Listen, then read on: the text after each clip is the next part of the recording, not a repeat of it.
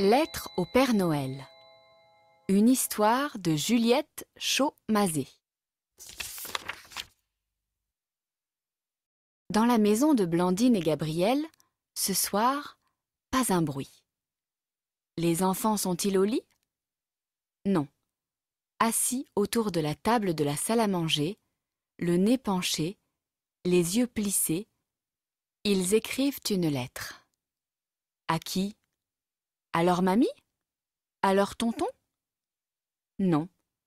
Aujourd'hui, les enfants écrivent leur lettre au Père Noël. Dans un catalogue de jouets, Blandine s'applique à découper les cadeaux qu'elle veut commander.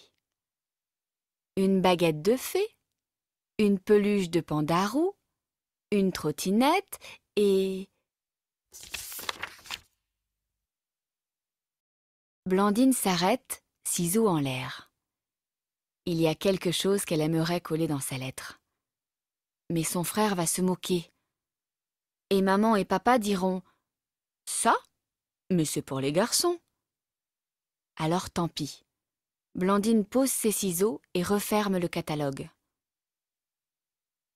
Gabriel regarde sa lettre au Père Noël. Le frère de Blandine s'est appliqué à dessiner les cadeaux qu'il veut commander. Un livre de pirates, un tyrannosaure articulé, un VTT et... Gabriel s'arrête, feutre en l'air. Il y a quelque chose qu'il aimerait ajouter dans sa lettre. Mais sa sœur va se moquer. Et maman et papa diront « Ça, mais c'est pour les filles !» Alors tant pis. Gabriel range ses feutres dans leur pochette. Cette nuit, dans son lit, Blandine ne trouve pas le sommeil. Elle pense à ce cadeau rêvé qu'elle n'a pas osé commander. Si le Père Noël le lui offrait, comme elle s'amuserait! Elle inventerait plein de grandes aventures. Soudain, la fillette a une idée.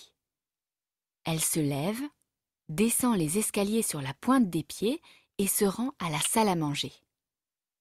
Là, Blandine s'assoit à la place de Gabriel et, sur la lettre de son frère, dessine un 4e cadeau. Puis elle remonte se coucher. Un peu plus tard, Gabriel se réveille. Il pense encore à ce cadeau secret qu'il n'a pas osé commander. Quel bonheur ce serait de le découvrir au pied du sapin! Il le câlinerait et l'emmènerait partout avec lui. Soudain, le petit garçon imagine une solution. Il se lève, descend les escaliers sur la pointe des pieds et se rend à la salle à manger. Là, Gabriel s'assoit à la place de Blandine et, sur la lettre de sa sœur, colle un 4e cadeau. Puis il retourne dormir. Des jours et des nuits passent jusqu'au matin de Noël, enfin. Les enfants se précipitent au pied du sapin. Le Père Noël est passé. Et il ne s'est pas trompé. Sous les emballages colorés, Blandine trouve une baguette de fée, une peluche de pandarou, une trottinette et... Qu'est-ce que c'est que cette énorme licorne? Je n'ai jamais commandé ça, pense la fillette. De son côté, Gabriel déballe son vélo, son dino, son livre et... Qu'est-ce que c'est que ce camion de pompier?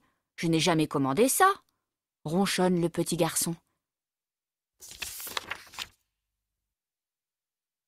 Si ce n'est pas lui, alors c'est sûrement Blandine. Elle est belle, cette licorne arc-en-ciel. Tu me la prêtes? Lui demande Gabriel. Je te la donne même, répond Blandine, en échange de ton camion qui fait pimpon. C'est d'accord, déclare Gabriel. C'est ainsi que, cette année, Blandine et Gabriel ont aidé le Père Noël à leur offrir tout, vraiment tout ce dont ils rêvaient.